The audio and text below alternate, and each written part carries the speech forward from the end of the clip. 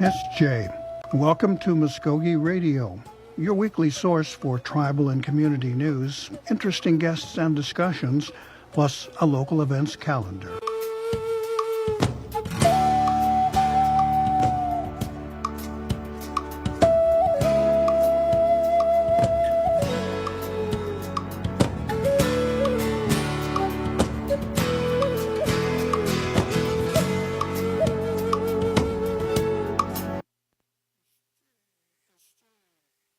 It's Jay, Stone Go, Gary Fife, J.L. Jifkidus, along with Skylar Drennan, who's joining us this morning. Good morning, sir. Good morning, Gary. How are you? All right, we try that one again. Good morning. How are you? Trying to get all these buttons pushed in the right order here. First of all, let me say congratulations. You now are an educated man. Yeah, I graduated with my associate's degree on Monday. It's exciting. Okay, well, let's see if we can get a show rolling here. Hang on. All right. Hello, is this Greg? Okay, hang on. We're going to put you right on the air here and get rolling. So, hang on.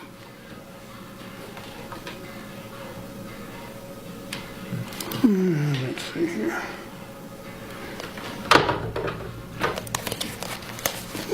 So, are you with me there, sir? Let's see what we got here. Okay. All right. Are you with me, Mr. Anderson? Okay. Are you with me, Mr. Anderson? Well, what's going on here? Okay, let's try this other button. Mr. Anderson, are you with us, sir? Okay. I can hear you now, Gary. Okay, great. They're still fumbling with getting used to running this radio station board here. Sometimes if you don't get the right combination of stuff put together, nothing happens. People are wondering, all right, what's this idiot up to today? Sitting in with me is Skylar Drennan, our intern. We're going to teach him the real realities of journalism and broadcast journalism. So he'll be sitting in and probably pop in a question or two from time to time. But are you alone, sir, or you have someone with you? No, I am alone. Okay. All right. The Travel Plaza is what we want to talk about today. If anyone has been by there lately, they have seen construction crews quite busy there, tearing out the restrooms and rewiring the ceilings and things like that, the lighting, and I understand it has plans for its driveway, which is certainly in need of help. But first of all, let's, for our listeners who are not familiar with the relationship as it's set up now, the casinos are running the Travel Plazas. Is that correct? That's correct, Gary. May 1st, they basically came under our responsibility. So we started running those on May 1st of this year. Kind of, had some, a little bit of heads up that was coming. It was going to happen, obviously. So we were out there in the month of April, building up, kind of figuring out what our main items, and starting to make a laundry list, so to speak, of items that we were going to start addressing immediately. So from that goes from construction to IT, even to procurement. The competition down the road, Loves has seen a lot of traffic down there. Was this renovation kind of in response to their presence down there, kind of dress the place up again and draw some people back?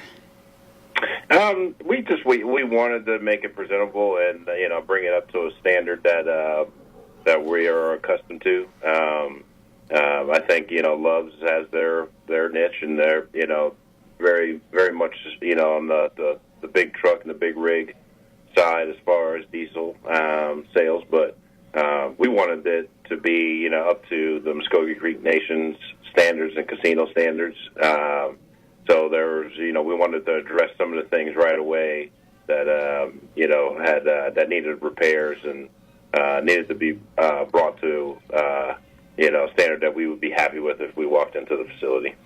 I know that's a comment that I've heard from a lot of the customers coming in before you began work, that restrooms were kind of unreliable and maintenance was tough to keep up with it. And of course the driveway, my favorite phrase was a bombed out Baghdad runway. Yeah. And I'm sure the wheel alignment guys around town were happy about that. But, yeah, the tire sales were probably, sky high in Okmulgee. But, and those are the things that we're trying to address. So we kind of broke the Travel Plaza in Okmulgee down to 4 different basic, blocks. We basically got the convenience store. We had the restroom remodel. We've got the casino area. And then you've got the exterior work, and that also is the pumps, concrete, the lighting, as well as landscaping. So we wanted to address all those, and all 4 are currently underway and different phases of completion. If you walked out there today, you would notice, that we're actually, working on the drive from 75, fixing that. We're going to basically address some of the subgrade as well as the re-pour the concrete and get rid of those huge potholes that you mentioned. But inside the store, with the convenience store, we're replacing ceilings, lighting. We've repainted. We're going to clean up the tile. We're going to address the millwork and the casework there at the point of sales up front. The restroom remodel, we're completely redoing the restrooms. We're going to have new fixtures, new finishes, tile. They will match what we've also done at One Fire Casino. So there'll be some uniformity there, as well as the toilet fixtures. The vanities will be the same as well. And then obviously the casino area, we are in there as I speak. We basically did a 4-day shutdown of the casino area. We took the games out. We're replacing the carpet. We're redoing the ceilings, redoing the exhaust work, the exhaust duct work, putting in some cooling for the IDF rooms there, and just rerunning some of our low voltage wiring and addressing some of that. So it's kind of a 4-pronged, renovation and in totality for the Okmulgee Travel Plaza. it sounds like it'll be all bright and shiny then once you're done with it. We hope so. We hope that it'll bring in more traffic off of 75 as people are headed down to Dallas or going to One Fire. And obviously we want it to really be nice and shiny, and something that that the Muskogee Creek Nation citizens can be proud of, and that they can take advantage of as they patron the festival that's coming up.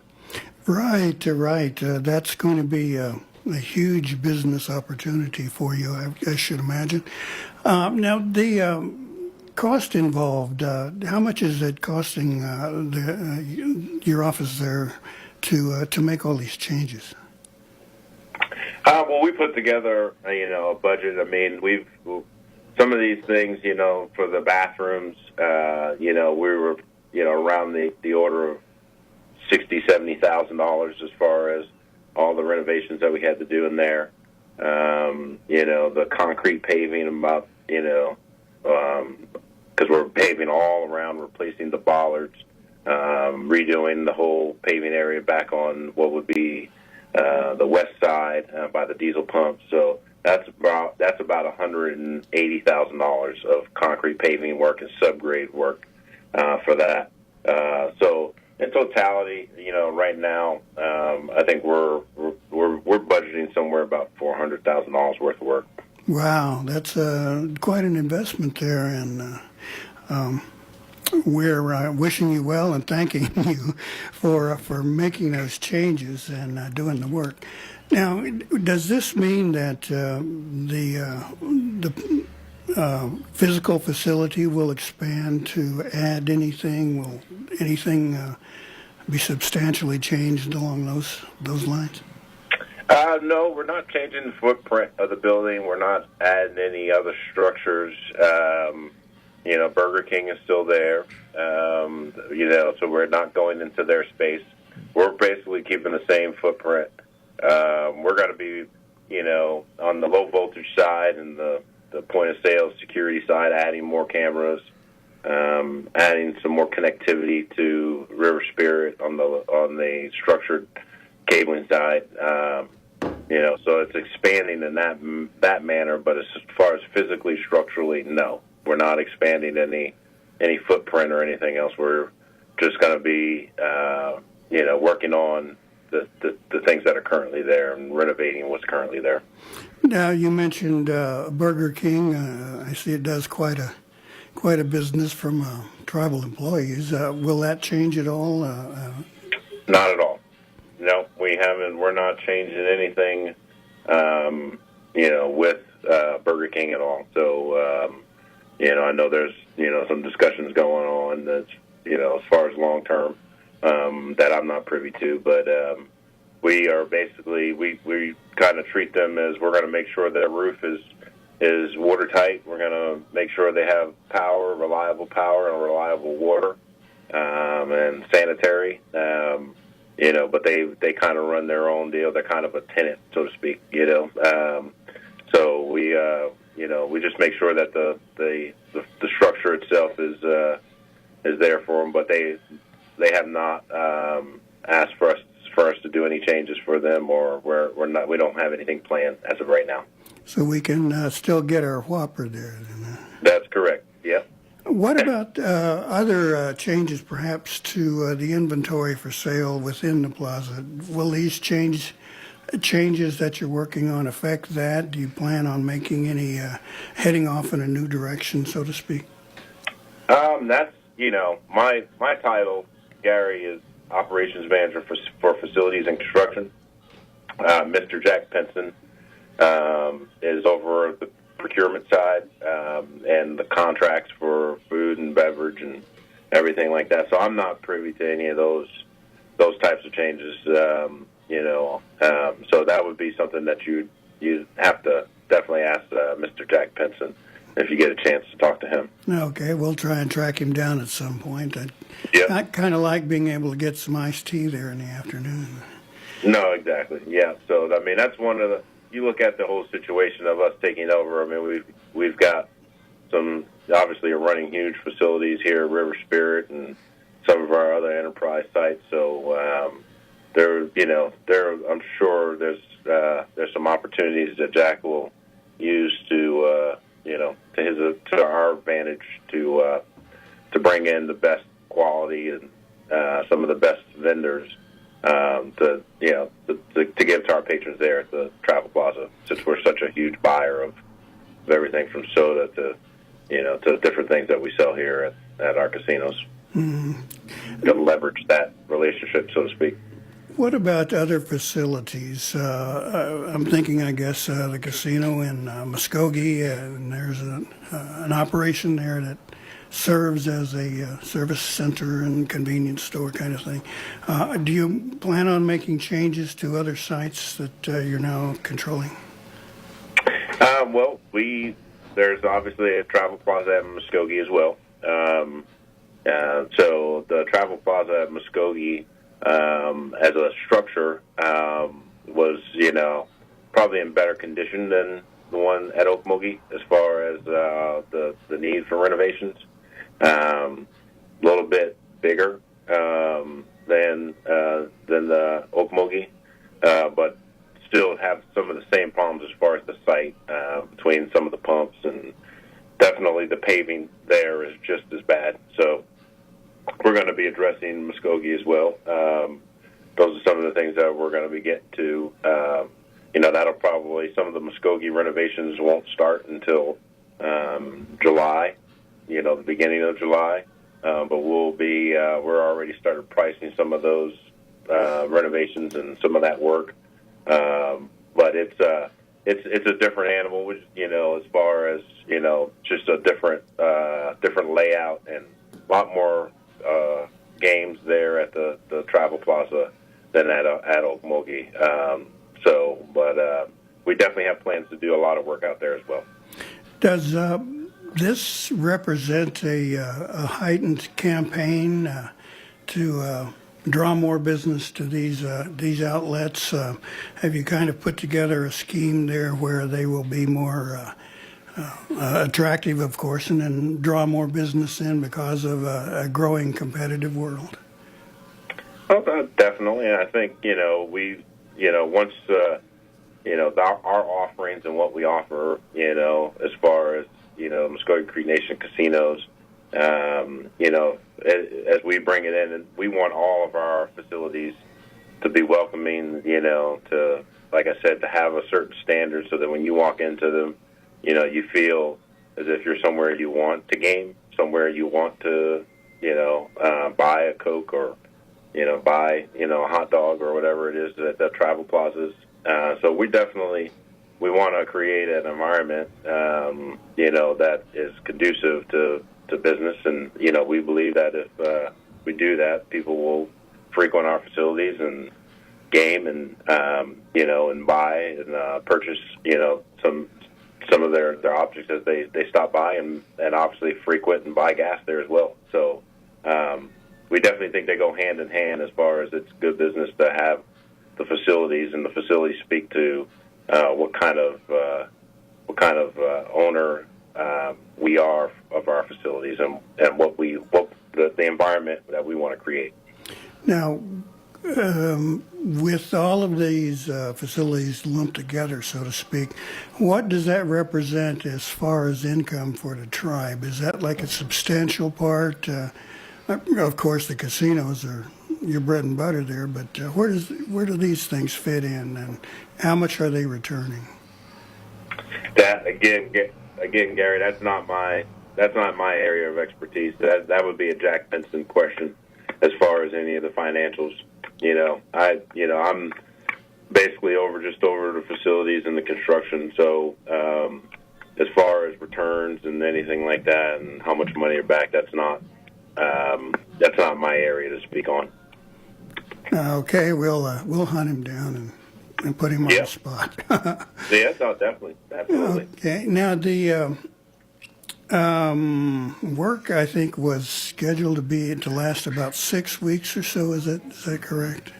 Yep, we are targeting to have our restrooms complete by June 15th, and even most of our paving will be complete by that time as well. We may have a few areas. We want to be, basically the entire. If you take the Muskogee Travel Plaza, you kind of just split it in half, the line going north and south. We want to get that entire east side paving complete by June 15th. There's significant amount of work that we have to do with bollards around the diesel pumps on the west side, so that may go into July, into mid-July. But at the same time, that side is not nearly as busy with the convenience store, patrons, and everything else. So that's why we want to put an emphasis on getting the east side done on the paving. The convenience store, that work will be done by June 15th as well. We've pretty much got all of our ceilings in now. Our casework and millwork will be going in the first week of June. And then we're going to just be doing some deep cleaning, moving over the convenience, the main entrance there, on the east side, the main door will move over as well, so that when you enter, you don't enter into a corridor, you enter right into the convenience store area, and that way the cashiers will have an eye on the people as they come through the door, be able to welcome them. June 15th is our date for have 90% of the project complete. And you've got festival right after that, so you want to be up and running for that event? That's exactly right. Yep. So that was kind of our milestone date, so to speak. That's what we're pushing towards, and that's what we're trying to hit. We're right on schedule as of right now to hit those dates. All right. Well, Mr. Anderson, I guess it's time to kind of let you go. Is there any other thoughts you might want to share with our listeners about this new facility that's coming No, and my name is Greg Shaw. And, I'm sorry. No problem. No problem. I'm operations manager, facilities construction.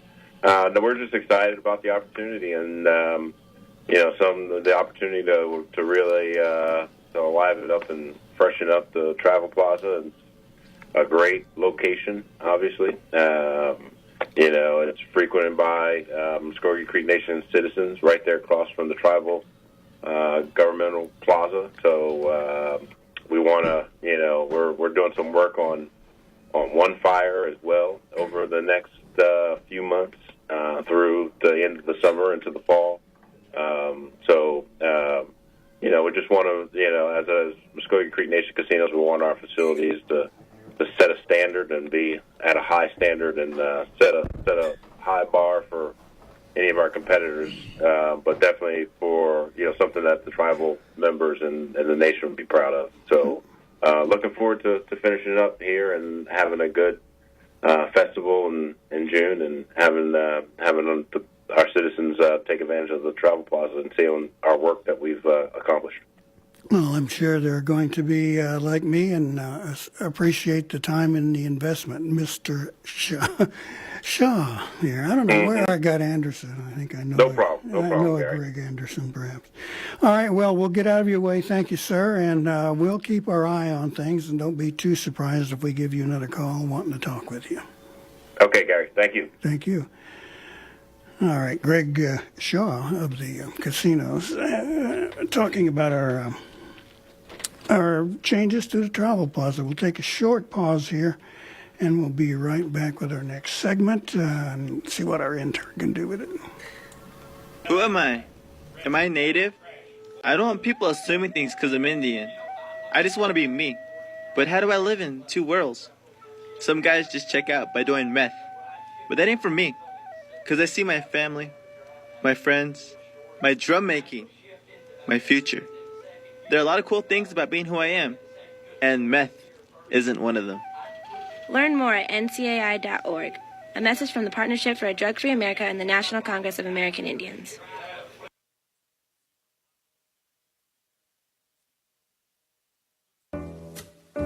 Red Stick Gallery in Okmulgee, Oklahoma features items handmade or designed by Muskogee Creek enrolled citizens from all over.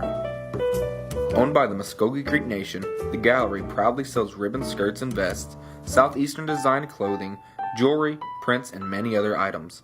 For more information, visit www.creeknationgiftshop.com. Red Stick Gallery, located 105 South Grand Avenue in historic downtown Okmulgee. And today, welcome back to Mvskoke Radio. This is the intern Skylar here. I've got Billy Haltom, the Muskogee Creek Nation Agricultural Youth Program Manager. How you doing today, Billy? I'm doing just fine. Tickled to be here. That's great. So you recently received the honorary state FFA degree. It's the highest honor you can receive for Oklahoma FFA. And what was it like receiving that? What was your thoughts and reactions going into that? Well, first of all, it's something that actually never crossed my mind that I would even be considered for, much less receive. Mm-hmm. The day that I got that letter, I opened it up and I thought, I'm pretty sure they've sent it to the wrong person. But no, it's just unbelievable honor it is. I was just so overwhelmed with excitement that, I just really couldn't. I actually had to make a few phone calls to kind of confirm that this really was me. And, I was really excited about it personally, and again, as far as my career, it's probably the pinnacle. I mean, the biggest award or achievement that I could receive in through the course of my career. But more so than that is I was just amazed at the attention that it brought to me and my program, and I really want to thank the Creek Nation, just here today, the radio station, the Public Relations Department, Muskogee Media, tremendous amount of coverage that I got, maybe not as importantly for me as it was for my program. Yeah, it's a big thing, just to receive that. I imagine there was just overwhelmed with joy? And did you make phone calls to your family and friends and let them know what was going on? At first, I didn't initially because I just let it kind of set in because I was still under the impression that this might be a mistake. But whenever I did finally let my brothers and sisters, and of course they're familiar with my career and being in ag, and they know the importance of the FFA program as well as 4-H, and they were really overwhelmed. Actually, the night that I received my degree in Oklahoma City, I had a lot of family there to support me. So yeah, it was it's been quite the ride. It sounds like you received just, everybody's been happy for you and just overjoyed for you, and it seems like you deserved it from what I've read and seen about it. So I read Creek Nation is one of the few tribes that has an ag program that's funded. So what are some of the trials and maybe tribulations you face being a part of Creek Nation and their ag program? Well, initially when I first took this job, and I've been to Creek Nation, this will be in November, it'll be 6 years, we had a whole lot of money and very few kids. Yes. And through the course of the 5 years, some of the programs that we've started the Creek Nation All Indian Livestock Show, which has grown just beyond belief. And of course, initially the biggest problem I faced is people just didn't realize that this program existed and that there was money available for Creek students to help them in their 4-H and FFA programs. And now I am the roles are reversed. I've got a tremendous amount of kids, and I struggle with having enough funding. So, because when I was in school, I went to school in Morris. It's we have a pretty good ag program. Oh yeah. Is your program trying to get into these schools to let the students know, or are you there? Is your presence known within schools and programs around Oklahoma and Creek Nation? At this point, I'm pretty well known, and our program's pretty well known. But through the course of time, what I did was I met with basically the ag teachers, extension agents, and I would go in the beginning of the year and put on a little program at the schools, and I still do that even now because we get new members all the time, and kids that are unaware of, and parents especially that are unaware of the program and what we actually will do for them. So I do make a lot in the beginning of August and September. I do a lot of class or school visits and visit with ag teachers, and they kind of group me up with the Creek students. And I put because we do everything from helping them with a livestock show project to sending them to leadership camps, and one thing that we do for almost all of our Creek students is we buy them either a 4-H or FFA jacket. So that's something that they all will, if they're going to participate in those organizations, that's something that they're all going to need. Sounds like students are taken care of pretty well there with everything that you offer. We try to be well-rounded. That's good.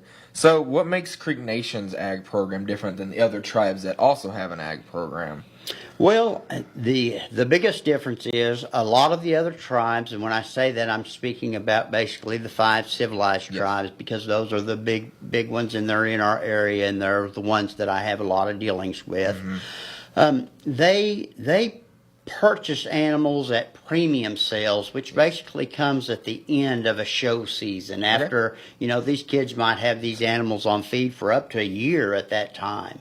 Whereas with the Creek Nation, we are the only tribe that initially offers them money to help them with the purchase of that whatever, if it's a livestock project or whatever. They are eligible for $500 up front initially, and again, what we do is on a reimbursement. They have to purchase it themselves up front, but then they're eligible for a reimbursement up to $500. So the biggest difference in our program and what the other tribes do is we are the only ones that help them get started initially. We will help them find that show project if they don't have any help, and we are there to help fund them. And $500, it's a good amount of money, but it won't cover the cost of a show project. But it's a step in the right direction. And again, it's on the front side. It's not after the completion of the project. So I have a bunch of friends that they were in FFA and they were in ag in high school, and one of my good buddies, he still raises swine and raises cattle and everything. Is there like an age where you see a bunch of students coming in? Have you seen the young or have you seen old? What is maybe some of the youngest, or what age group do you target most? Well, our program officially we work with. Of course, we're working with 4-H kids and FFA kids. Well, 4-H has now lowered their minimal age to 8. Okay. 8 to 19, and of course in FFA it's a high school based program. Yes. Most of them traditionally are 9 through 12th grade, but anymore a lot of them have an 8th grade career option exploration program. Yes. So they can be as young as in the 8th grade and be involved in FFA. But for instance, at our livestock show, where we have the end of January every year, we really don't have an age limit. As long as that young person is able to get out there and present their show, their animal, without help from anybody else. They have to be able to maintain the animal on their own in the ring. We see kids that are 5, 6, 7 years old doing it. Wow. And you're out there at almost every show, and you're out there supporting students. You try to be. I try to be, and I think that's where we've got a lot of our publicity is when they see you at the livestock show. And of course, I taught agriculture education for 10 years prior to doing this, so I knew most of the ag teachers and a lot of the people that were involved in this segment of the industry. So them seeing me there, the first question I get, well, what are you doing here? Well, I work for the Creek Nation now, and this is what we're doing. And so being there has really established our presence as far as being there to support our Creek kids. So you said coming up it'll be 6 years you've been with Creek Nation and the ag program. Since then, how have you seen the program grow as far as maybe students, maybe more funding, maybe more programs? What have you seen since then? Well, the biggest change that we've seen is the first year, I work with a board of 4 people who are made up of a couple of ag teachers or former ag teachers, and then a couple of 4-H parents, and they come from different counties within the Creek Nation, and we work together as a group effort. And we decided we were going to start this Creek Nation All Indian Livestock Show, and we really set out to do that for our Creek kids. We just wanted to have something good for them to do. And after a 5-year span, we have created something that is taking on a lot larger persona. We invite, as long as you live within the boundaries of the Creek Nation, you can come as long as you're coming from a federally recognized tribe. Everybody is invited to that show. If you're Creek, you can come from all over the state. Well, we went from the first year having a little less than 200 animals total till this year we had over 300 head of just hogs. Wow. Yeah. So the growth has been tremendous in that. That's probably done more for our program than any one single thing that we've done. And we're to the point now that I've talked to parents, and they schedule their local livestock shows and county livestock shows around our Creek Nation show because they have so many kids that participate in it. And, you have 2 types of showers. You have those that do it almost year-round. They have a lot of parental support. And then we have showers that are novice or not near as involved, and those people will usually go to their local show, their county show, and maybe a regional show. Well, we've been doing it long enough that we're that 4th show that they will go to each year. They'll go to the local show, they'll go to the Muskogee Creek Nation All Indian Livestock Show, then they'll go to their county and maybe a regional show. So it's grown quite large pretty quick, because 5 years is something that sometimes the first couple of years you're still developing it, but now it's like you said, it's grown to where it's starting to mingle with all these being scheduled around everything, and wow, that's grown pretty pretty good size. The scope is really pretty enormous, the outreach that we get. Now, as far as actually kids that are enrolled in our program, initially it was down, but through the course of the time, we've got it up to a membership of around 200 kids that are officially enrolled in our program. That number fluctuates a little bit yearly from year to year just because we have larger classes that graduate versus smaller classes that come in, or vice versa. But we maintain basically a 200 year membership, give or take, depending upon what our graduation rate is compared to the influx of new kids. When you say new kids, like when I grew up, I wasn't involved in ag or FFA or anything like that. What would you say to a student who may be on the fence about thinking about it, or is there a way you want to draw students into the program, or something that may interest them? Well, I think we do that to a certain extent, but we really leave that up to their 4-H program or their local FFA chapter, because we're here to support them in those local chapters. We're not a program of our own as far as doing those activities. We help our Creek kids be able to participate in their local and 4-H activities. Oh, wow. But now, knowing that they have help from the tribe is a lot of times the deciding factor. Oh, yeah. Yeah, because I know a lot of students, especially in high school, that money, they either have part-time jobs or they don't have jobs at all. And it gets expensive showing and everything. But right. I've seen where it's not just showing, maybe archery is another thing. I've seen some. Archery is our second biggest deal, and archery has become big not only in 4-H and FFA, but in after-school programs. And it's probably my single biggest request. I get a lot of schools that call me and ask me, listen, would you be interested in coming and doing a little archery clinic, or, maybe they're having a special day at school. Could we come and set up some targets and kind of help our kids with archery? And then that's our foot in the door. Then before we know it, those kids are eligible for a certain amount of money each year through the Creek Nation and through the Ag Youth Program. So before we know it, they have their own bow, their own arrows, and they're competing again, not only in 4-H and FFA archery events, but also after-school events. So, Billy, we have a couple minutes left. I was wanting to know, what do you see for the future of the program? What are a couple things, real quick, you want to see happen? Well, we started having a speech contest for the 4-H kids a couple years ago, and in my opinion, the single most important thing that we can teach our young people is to be good public speakers. And because at all times in your life, you're going to have the ability to sell yourself to somebody, whether it's your parent, an employer, a banker, something along that line. So the speech contest is really a big deal to me, and it's something that we look to continue.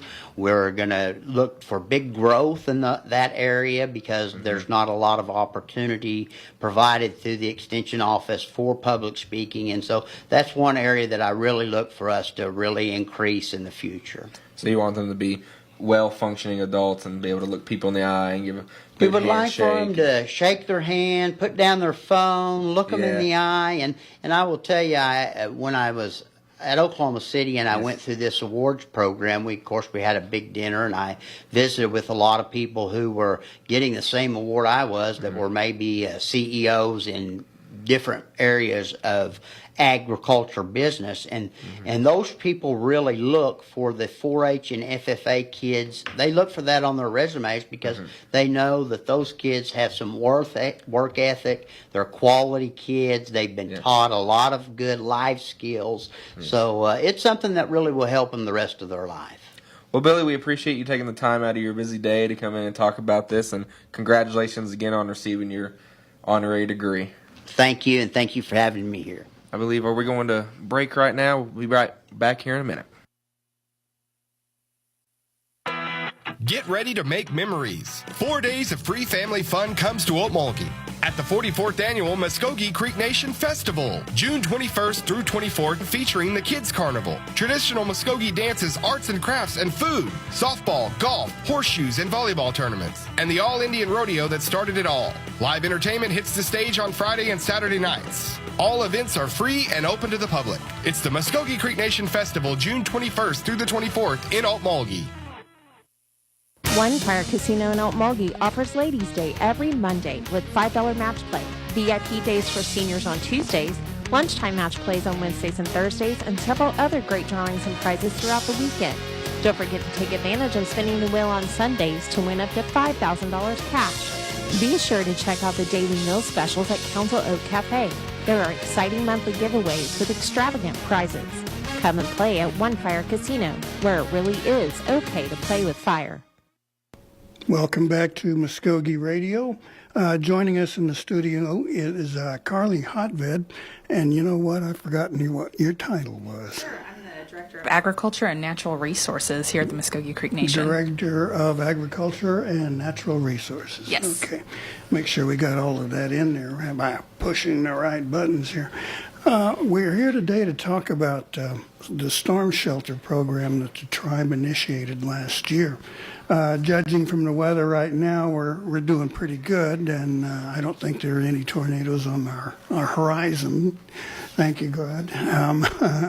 But you've had an amazing public response to your program. Yes, we have. So last year was the first year that we rolled out the storm shelter program at the request of Representative Rufus Scott. We had an amazing response. As you mentioned, after we got the program together, we had over 400 applications last year. We had the application period open from August 1st to August 31st. We've proposed the same time range for the future year. We are in front of council getting some additional consideration for continuing that program. So hopefully we'll have a response by the end of May, and we'll know if we'll be able to continue forward for the second year. But as you said, we did have a very favorable response. 400 applications. 400 applications submitted. And you had how many, let's call them slots available? Sure. We awarded 31 applicants. About 11 of those were above-ground storm shelters, which means that people had an ambulatory disability that qualified them for an above-ground shelter, and the remainder were in-ground shelters. So that's like a safe room or something? Yes, the above-ground shelter is the equivalent of a safe room. Okay. Now, as I say, the season's on us. May has been pointed to as the most intense storm period in Oklahoma, and so far we've been pretty lucky. So. We have been pretty lucky. I saw that we have gone the longest stretch without a tornado in Oklahoma for a long, long time. I think it was over 187 days without any sort of cyclonic activity. So we had a pretty monumental year this year for a delay in tornado onset. Wow, thank you. Yes. To the higher powers there, we sure appreciate that. Definitely. Now the units that you supply, I presume. Let's look at the eligibility guidelines. Sure. Now, who do you look for to help? Sure. So last year, under the pilot program, we went on a 4-point preference system. Anybody is eligible to apply. There is no income guideline. However, we do assign points and rank based on certain preferences.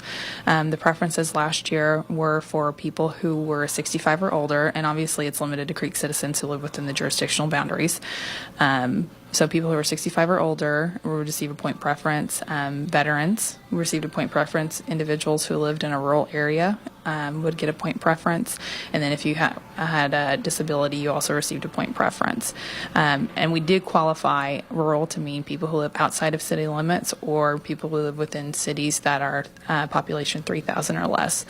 Now, those were the criteria for last year's program. We've suggested expanding some additional criteria to allow us the ease of ranking for the future. So that's under consideration by National Council as well.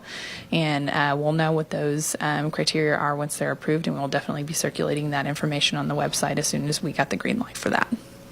The units that you supply, let's start with below ground. Sure. Everyone's familiar with that, and you've seen movies where the twister's coming and people are dashing Yes. in. cows flying off and that kind of witches sometimes, you know. Right. I just watched Twister last week on TV, so I know exactly what you're talking about. Let's stay away from Waukita for a while. Sure. Okay. Now, how many, I guess, people will they fit, so Sure. to speak? Does that change at all? So last year, the contractors that we worked with, we were targeting a 6x8 storm shelter, which was what we were able to contract for an in-ground shelter.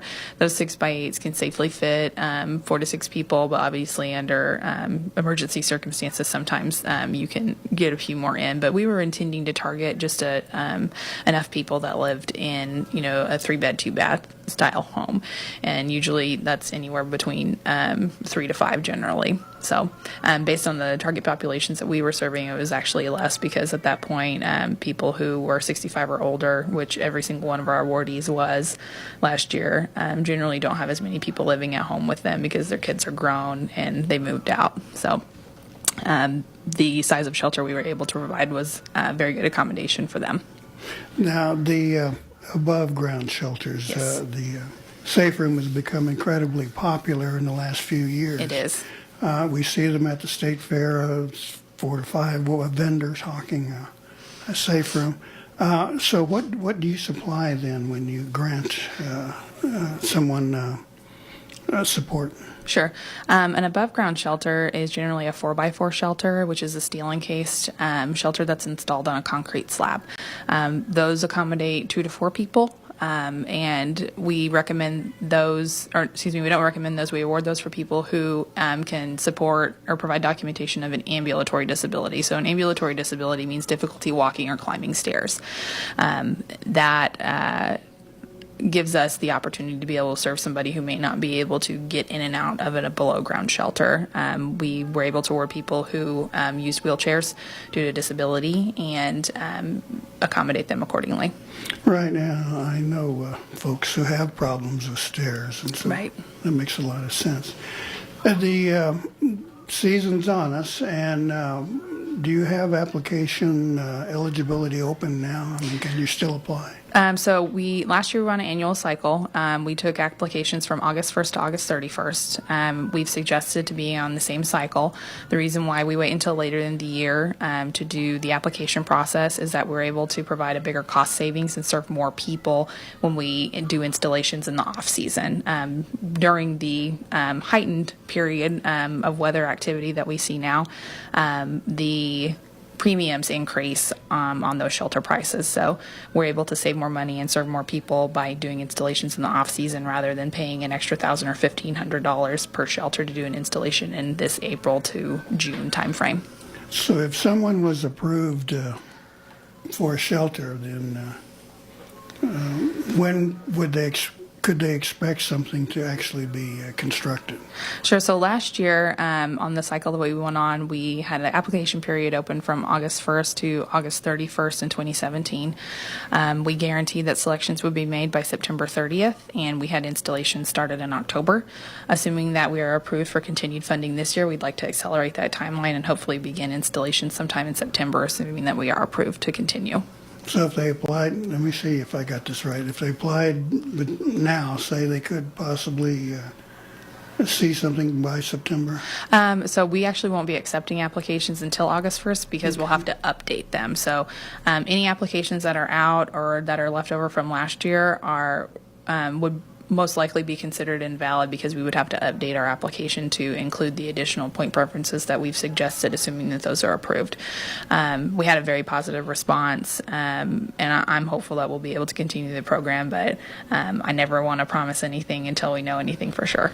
Right. So if someone did apply last year, they should not expect their application to continue Correct. to be considered. They to be considered for this year's funding cycle, assuming it's approved, they would need to resubmit an application. There's additional criteria that we've suggested, and we would not have documentation to be able to consider their application fully without a complete updated application.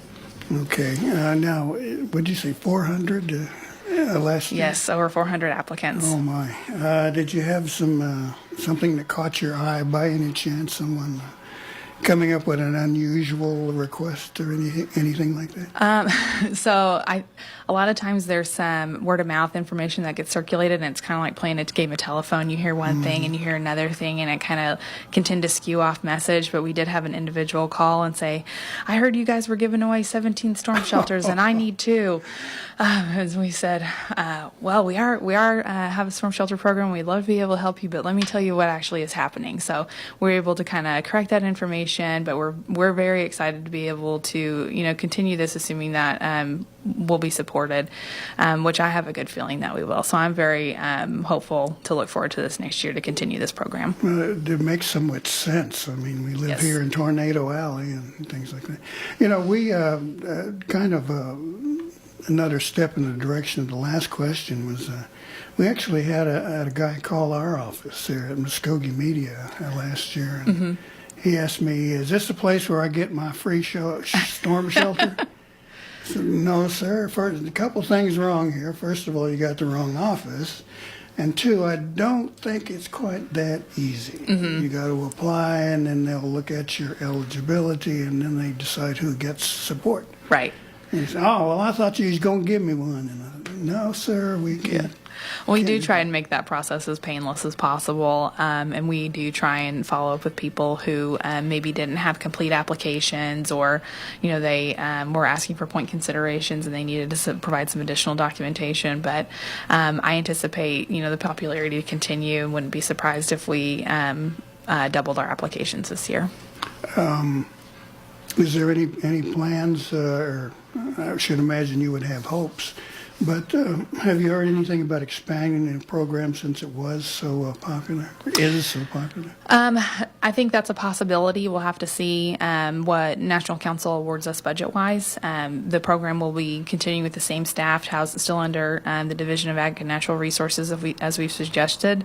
And we really have a good capacity to be able to deliver on an expanded program if that's something that National Council would like to see happen. Now, something just occurred to me now. Would you have to have proof of ownership of the land? Yes, you do have to have proof of ownership of the land. So last year we had a few documents, and one of the suggested changes that we had requested through our policy updates was to convert over to requiring a warranty deed or a quitclaim deed. That way we have kind of a clear delineation of what the documents are that are required, but a warranty deed or a quitclaim deed that just shows ownership of the land. To follow up on that, if an individual who's applying that lives in a mobile home, we also require documentation that the individual owns the mobile home and the land that the mobile sits on. The news stations around here have done this story also, and a couple of things they've featured were community shelters. Right. And, of course, building them in schools, too. Does your program have any ideas toward that sort of thing? We did explore the opportunity to see if community shelters was going to be viable, and at the time that we were reviewing those opportunities, we had received information that FEMA is not encouraging community shelters due to the fact that they are locked frequently when they're not in use, and there have been instances of people not being available to have them open, and to prevent people from traveling during bad weather and then not having shelter was the primary reason why FEMA was warning people about the challenges associated with community shelters. So we wanted to make sure that that our citizen safety is primary in all of our considerations, especially considering the storm shelter program. So we decided to focus on individual shelters. The design we are talking about then is kind of a concrete box. Correct. Essentially. Yes. Either below ground or the steel safe room. That's correct. I've seen a couple of ideas where people have essentially taken a big culvert and dug a hole in the ground and covered that and anchored it down and that put some heavy doors on it. Would something like that ever get into your plans, or have you said, no, that ain't going to work for us? So one of the things that we wanted to do was make sure that there was a manufacturer's warranty associated with each unit that was installed. So by going through a company that is able to stand behind their work, we can guarantee a level of safety that we wouldn't maybe otherwise be able to. Mm-hmm. Now, Do you distribute any information regarding storms and that kind of thing when you're awarding these projects? We have the basic information that goes with the shelter itself, but I'm glad you brought that up. I would definitely be interested in exploring any sort of opportunities to work with emergency management of Muskogee Creek Nation to provide some literature associated with storms and some safety provisions to go along with those shelters. But I do know that emergency management does a good job making sure that they circulate that information generally to people. Right, and like in Glenpool where I live, the local police department can be contacted. Say, well, we've got a safe room in the garage. Yes. And, we want to be able to get out of the thing afterwards. Right. And so if there's a big, tree comes through the roof or that tosses my SUV up against the door, we want to be able to get some help. Is there anything like that involved in what you do? Yes, we had a suggestion with Muskogee Creek Nation GIS, which is Geospatial Information Systems, about putting together a latitude longitude registry of where these shelters are installed at, kind of making it a voluntary registry so that if people have privacy concerns, they wouldn't necessarily have to register their shelter. But we would recommend that, and we'll be continuing to work on that to see if that's something we can implement for this next funding cycle if we're awarded. Right, because could be a long time before someone digs you out. So It could be. And if you have to go, so to speak, Right. then that could be kind of a painful period. It definitely could. I could see that. So plan ahead, definitely. I know it's hard to say plan ahead when you have a couple minutes to take cover, but it's always a good idea to be prepared. Is proximity an issue there now that you mentioned it? Of course, a safe room would be built within either your home or a garage or something Correct. that you should be able to get to quickly. But if you got to run outside and then go down the stairs, is there a distance that you figure in? We don't have necessarily a distance restriction, but we do make installations where the lay of the land allows, and definitely we're considering, proximity for access, closer to an exterior door so that you're not having to run, half mile across your property to get to your storm shelter. We definitely want to make sure that it's next to the house or in a backyard so it's easily accessible. All right, and so you can get in it in time to save yourself and your family. Absolutely. Big enough for a dog too? If you want to get a dog in there, you go right ahead. Yeah. All right. Well, I tell you what, we're going to, keep an eye on this program since I think it is just a wonderful idea. Absolutely. And if someone wanted to get in touch with you or make an application and that sort of thing, how do they go about that? Sure. So if there are any questions, you can reach out to Rachel Locust. She's the administrative assistant of the Division of Ag and Natural Resources and has done a really good job administering this program.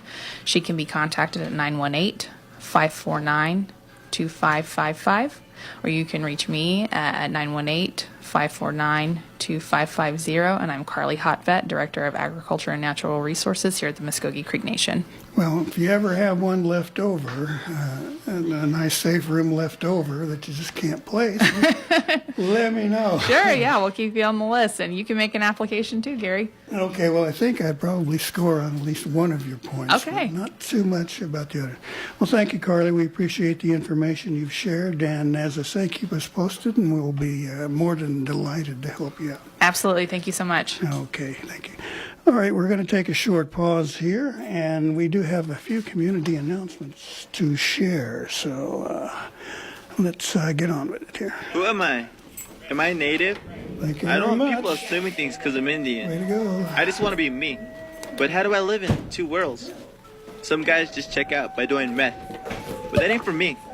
Because I see my family, my friends, my drum making, my future. There are a lot of Okay. cool things about being who I am.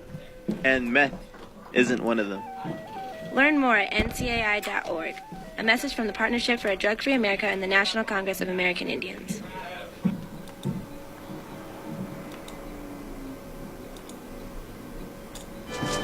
Come celebrate Muskogee culture as we crown our new Miss and Junior Miss Muskogee Creek Nation. Our spirits are unbreakable. The 2018-2019 Scholarship Pageant will be held at the River Spirit Casino Resort in Tulsa, Oklahoma, Sunday, May 20th at 6 p.m. The doors open at 5 p.m. and admission is free to the public. We are Muskogee. For more information on the Muskogee Creek Nation Scholarship Pageant, go to www.mcn-nsn.gov.